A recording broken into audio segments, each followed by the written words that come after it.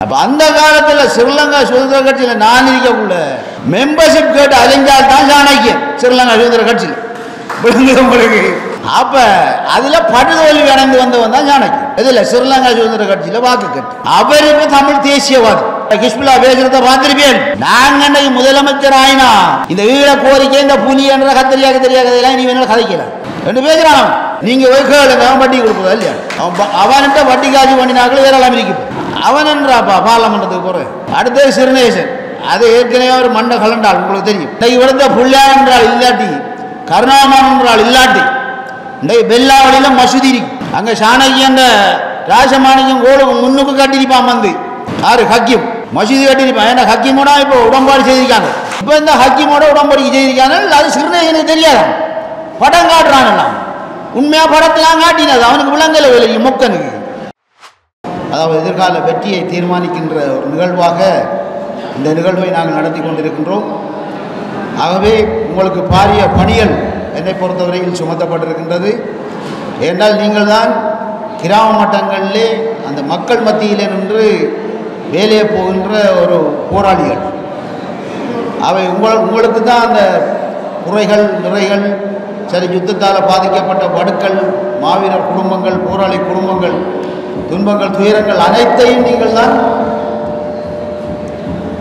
எதிர்காலத்திலே திட்டமிட்டு செயற்படுத்த போகிறேன். அவை எவ்வாறான ஒரு பாரிய கடமை உங்களுக்கு சுமத்தப்பட்டிருக்கின்றது. அவை இந்த கடமையை நீங்கள் திறம்பட செயற்படுத்த வேண்டும் என்பது என்னுடைய அன்பான ஒரு வேண்டுகோள். அந்த வகையிலே பார்க்கின்ற பொழுது உங்களுக்கு தெரியும், இந்த தமிழ் மக்கள் விடுதலை புலிகள் கட்சிக்கு ஒரு வரலாறு இருக்கின்றது. அதாவது கிழக்கு மாகாணத்திலே கிழக்கு தமிழர்களுக்காக முதலிலே உருவாக்கப்பட்ட ஒரு கட்சி. அது சாதாரணமானது அல்ல.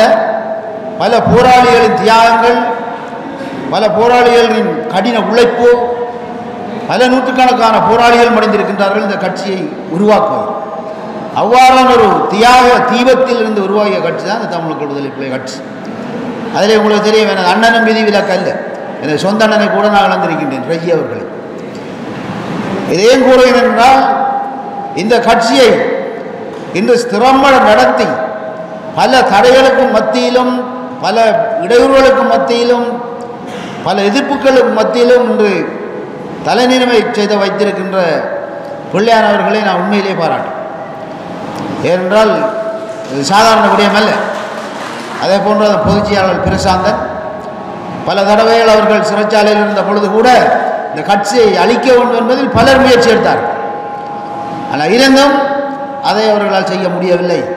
காரணம், இது கிழக்கு மக்களுக்காக உருவாக்கப்பட்ட கட்சி. அன்று எந்த நோக்கத்துக்காக நாங்கள் கிழக்கு மக்களின் உயிர்களையும் போராளிகளையும் காப்பாற்ற வேண்டும் என்பதற்காக விடுதலை புலி இயக்கத்தில் ஒதுங்கியிருந்து வந்தோமோ, அண்டையிலிருந்து இன்று வரைக்கும் அது நானாக இருக்கலாம் பிள்ளையானாக இருக்கலாம், இந்த மக்களுக்காகவே செயற்பட்டு கொண்டிருக்கின்றோம். அன்று அவர் முதலமைச்சராக இருந்த காலத்தில் நான் பிரதி அமைச்சராக இருந்தேன். அந்த காலங்களில் தான் மட்டக்களப்பு மாவட்டமோ கிழக்கு மாகாணமோ பாரிய அபிவிருத்தியை கண்டது. இன்று பிள்ளையானவர்கள் முதலமைச்சராக இருக்கின்ற காலத்தில் தான் கிழக்கு மாகாணத்திலே கல்வி வளர்ச்சி அடைந்தது. மறுப்பதற்கு இல்லை, எவரும் மறுக்க முடியாது. ஏனால் மாகாண மட்டத்தில் இருந்த பல நூற்றுக்கணக்கான பாடசாலைகள் அடிமட்டத்தில் இருந்தது. குழந்தைகள் இருப்பது கூட கதிரை வசதி இல்லை. என்றால் யுத்தத்தின் கொடுமையிலிருந்து விடுபட்ட காலம் அது.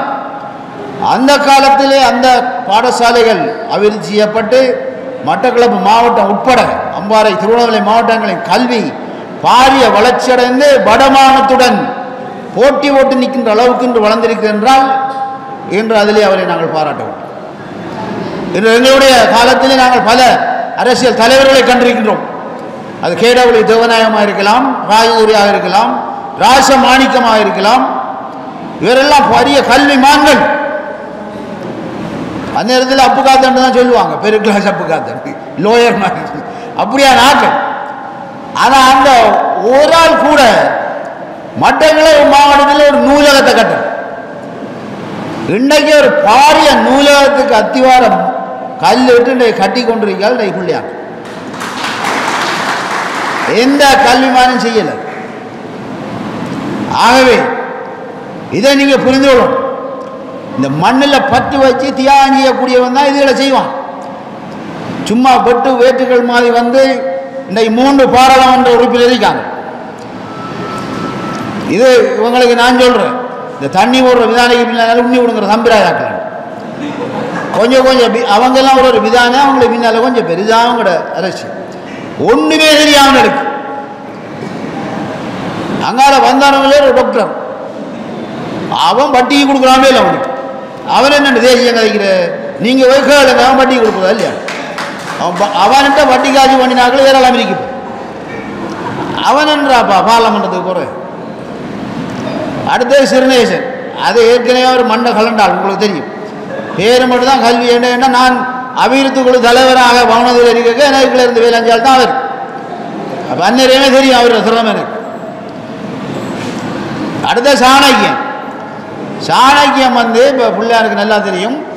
அப்போ நாங்கள் 2 பேரும் ஒண்டா பயணிக்க வார நேரத்தில் முன்னாள் ஜனாதிபதி மஹிந்த ராஜபக்ச சொன்னார் என்னென்னால், அம்மா நான் நல்ல ஆலோசனை உங்களுக்கு, பிள்ளையாம் வந்து மாநில சபையிலிருந்து மாநில சேவை கவனிக்கட்டும், நீங்கள் வந்து பார்லமெண்ட்டுக்கு வாங்க என்று ஸ்ரீலங்கா சுதந்திர கட்சியில் உபதலைவர் ஆகினார் என்னண்டை.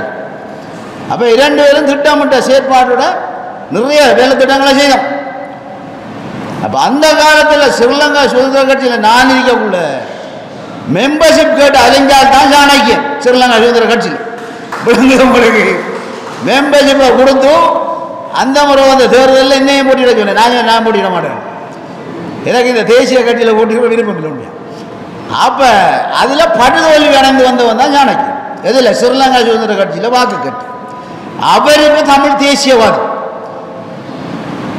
இத்தனையும் என்ன பிரச்சனைன்னா 91ஆம் ஆண்டு தான் பிறந்தவர். அவனுக்கு என்ன தெரியும்? விடுதலையை பற்றியும் உணர்வை பற்றியும் இந்த இதில் இருக்க மக்களுக்கு தெரியும். இந்த பலகாமத்தில் இருக்கிற ஒவ்வொரு குடிமகனுக்கும் தெரியும் விடுதலை போராட்டம் என்னன்னு. சரி, விடுதலை போராட்டத்தில் கிழக்கு மாகாணம் உலகத்தில் எப்படி நிமிந்து நின்றது உங்களுக்கு தெரியும். ஏன் அன்றைய கண்டுமணி மகாவித்தியாலய மைதானம் தான் எங்கட பேச்சுவார்த்தைக்கான உலங்கூர்தி இறங்குற இடமா இருந்தது.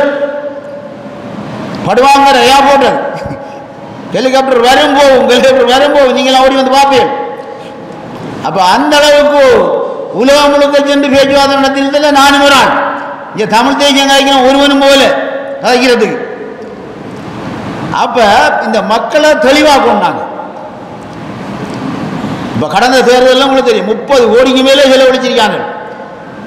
அப்போ இனிமேலாவது அரிசிக்கும் சாராயத்துக்கும் வாக்களிக்கிற கலாச்சாரத்தை நாம நிப்பாடும். அப்போ அந்த மாதிரி நிப்பாட்டினா தான் நம்மளோட எதிர்கால உணர்வுகள், எதிர்கால சந்ததிகள் உருவாகும். அப்போ அரசியல் என்பது உண்மையிலே எங்களோட எதிர்கால சந்ததிக்கானது. இன்றைக்கு வளர்ந்த பிள்ளையார் என்றால் இல்லாட்டி, கருணாமன் என்றால் இல்லாட்டி, இன்றைக்கு பெல்லாவளியில் மசூதி இருக்கு. அங்கே சாணக்கியன்ற ராசமாணிக்கம் கோடு முன்னுக்கு கட்டிருப்பான் வந்து யாரு? ஹக்கீம் மசூதி கட்டிருப்பான். ஏன்னா ஹக்கீமோட இப்போ உடன்பாடு செய்திருக்காங்க. அப்போ இந்த 2 பேரும் இருந்தாலும் ஓரளவு கிழக்குமான காப்பாற்றப்பட்டிருக்கு. அன்றைக்கு நாங்கள் ரத்தம் செஞ்சு போராடினாங்க. பல துன்பங்களை துயரங்களை சுமந்தோம். உயிரை கையில் பிடிச்சி தெரிஞ்சினாங்க. யாருக்காக? உங்களுக்காக, எங்களுக்காக தெரியலை. இந்த என்ன தேவங்களுக்கு பிள்ளையார் என்றாலுக்கு என்ன பதவி தேவன்? இலங்கையிலே அதிபர் பதவியில் இருந்தாச்சு. ஜனாதிபதியாக இல்லை, நாம் ஒருவர் வேணும்னா அது சிங்கள மக்கள் தான் பெரும்பான்மை. முதலமைச்சர் பதவியில் இருந்தாச்சு, அமைச்சர் பதவியில் இருந்தாச்சு. சரி, கருணாமன் என்றாலுக்கு என்ன தேவனி? உலகம் முழுக்கவே போடுறாள். சரி, பாராளுமன்றத்தில் இருந்தோம். இருக்கிற நோக்கம் உங்களுக்காக தான், மக்களுக்காக.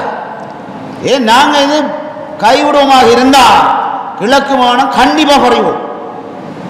அன்றைக்கு 7 ஆசனத்தை எடுத்து முதலமைச்சர் பதவியை முஸ்லீம் காங்கிரஸ் கொடுத்தவர்கள் தான் இந்த தமிழ் தேசிய கூட்டமைப்பு. தமிழ் தேசிய கூட்டமைப்புன்னு சொல்லப்படாம அது உடஞ்சி போய் தப்பியோ. இந்த தமிழரசு கட்சி தான் இப்போ மிஞ்சினி. அதில் இப்போ நம்மளோட அரியந்திரன் எல்லாம் போய் அவனெல்லாம் திரைச்சி கொடுத்தாங்க போடுங்கிறான். அதால் அப்போ மிஞ்சி இருக்கிறது வந்து தமிழரசு கட்சி என்று கொஞ்சம் பிராடு.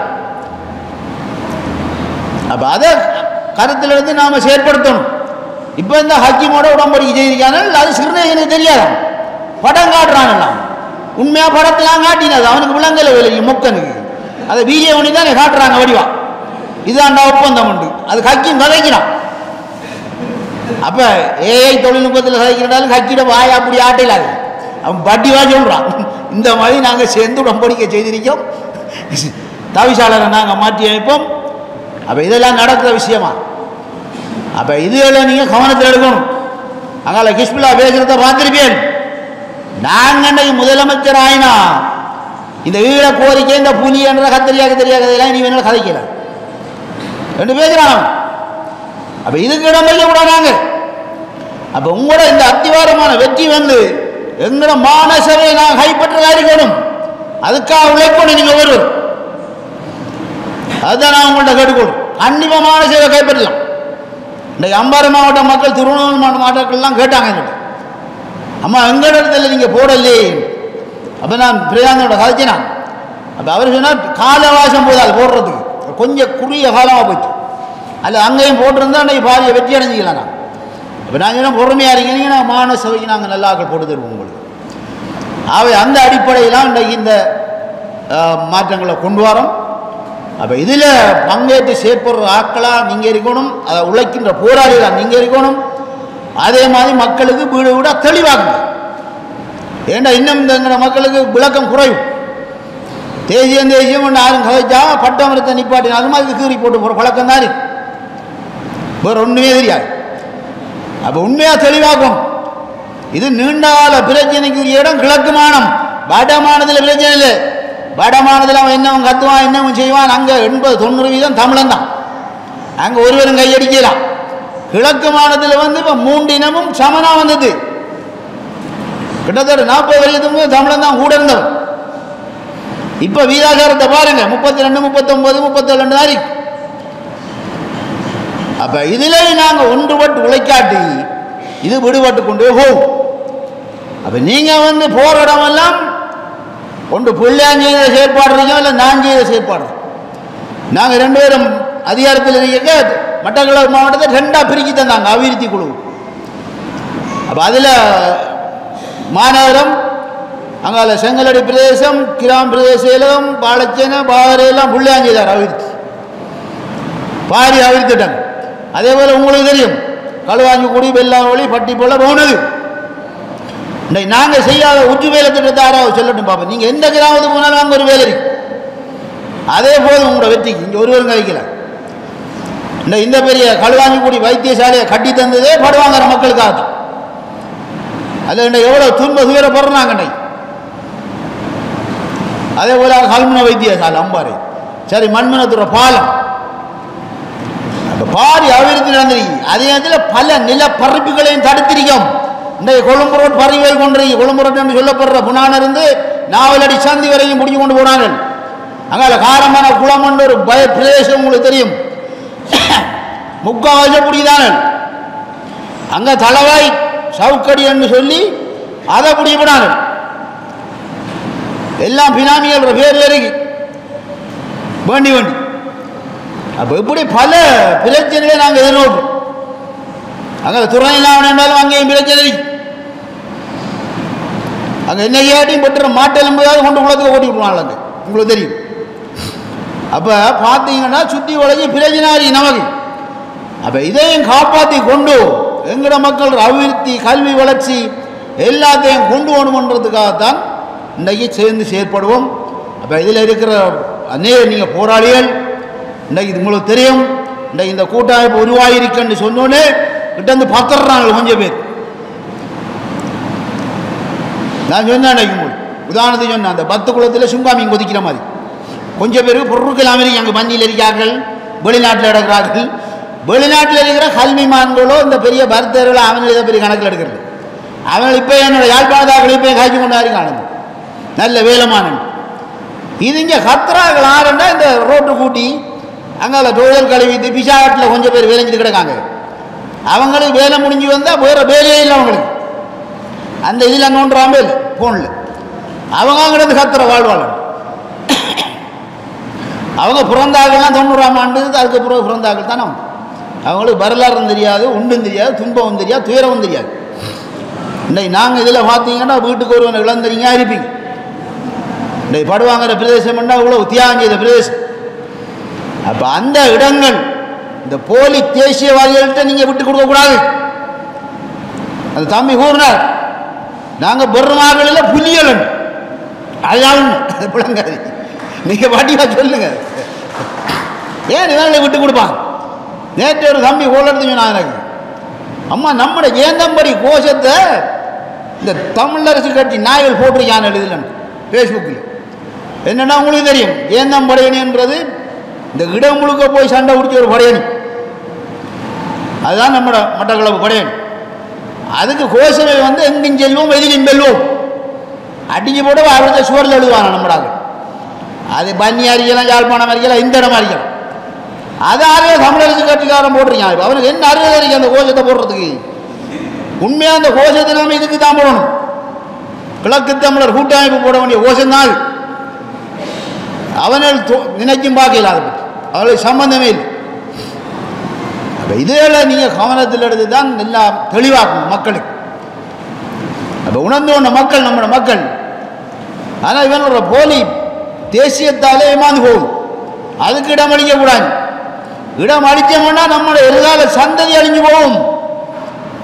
இன்றைக்கு போய் பாருங்க, மட்டக்களப்பில் இருக்க மருத்துவ கல்லூரியில் பாருங்க, வெளிப்படையாக தான் நான் பேசுகிறேன். 25 சம்பளம்னா 50 முக்காடு இருக்கும். எது மருத்துவ கல்லூரியில் எங்க நம்ம நாட்கள் போய் பாருங்க நீங்க. அப்போ எல்லா துறைகளையும் அவங்களோட வளர்ச்சி வந்து உண்டு திட்டமிட்டு ஏற்படுத்துறாங்க. அது நாம தனிப்பட்ட ஆட்களை நாம வெறுக்கல, வளரட்டு நல்லம். ஆனால் நம்மளுக்கு அப்படி செய்யறதுக்கு ஆட்கள் இல்லை. அந்த பிள்ளையார் இங்கே செய்தார், நாங்கள் இங்கே செய்தோம். இந்த நானும் பிள்ளையாரும் ஒரே மேடையில் வச்சு கிட்டத்தட்ட 4000 பட்டதாரி கையால் வேலை கொடுத்துறாங்க. கேட்டு பாருங்க. அப்போ இந்த தமிழ் தேசிய கூட்டம் என்னத்தை செய்யறான்? பாராளுமன்றத்தில் போனா நல்லா சாப்பிட்ற வயிறு முட்டை, நல்ல சாப்பாடாங்க, உங்களுக்கு தெரியாது, வேண்டிய சாப்பாடு சாப்பிடலாம். அங்கே போய் திஞ்சரி ஆகலை குற்றம் சொல்கிறான் பேர். அங்கே புள்ளியானன்றால மறந்தா சாணக்கியனுக்கு அவ்வளோ லவ் புள்ளியான் பாராளுமன்றத்தில் போய் அவரை தாங்க வைக்கிறவர் வேறு ஒன்றுமே கிடைக்கல. வைத்தியார் பாராளுமன்றம்ன்றவர் உயரிய சபடாப்பாரு. அதில் ஒரு 20 நிமிஷம் கொடுத்தாலும் அதை வடிவ பயன்படுத்தணும். அதை எங்கட மக்களுக்காக கதைக்கணும், மண்ணுக்காக கதைக்கணும், சரி அபிவிருத்திக்காக கதைக்கணும். என்ன செய்யறான்? ஒன்றும் இல்லை. ஆனால் முஸ்லீமாக்களை பாருங்க, எப்பயாவது ஹிஸ்புல்லான்றவன் ஹக்கீமை குற்றம் சாட்டுறான், ஹக்கீம் பண்ணுறான், அதாவது பேசுகிறான். அதுக்குள்ள ஒருவரும் பேச மாட்டாங்க. எல்லாம் பேச நீட்டாக அடிப்பாங்க, பொது நோக்கத்தை தான் கதைப்பாங்க. அதெல்லாம் அவனோட வளர்ச்சி இருக்கு. அப்போ இவர்களெல்லாம் தமிழன் சொல்றதுக்கே நமக்கு வெக்க கேடு. இதை விளங்கி கொள்ளணும் நீங்க. இப்போ பாராளுமன்றதை மறந்து செயற்படுறோம். அது இப்போ பிரியாணி என்ன மாதிரி தான் இருப்போம்னா இங்கே நேரே வந்து ஏசுங்க வேண்டாப்பா, உங்களோட டைமை நாங்கள் மிச்சப்படுத்தாரோம், படுத்து காய்ச்சி போட்டு போக முடியும் சொல்கிறாங்க.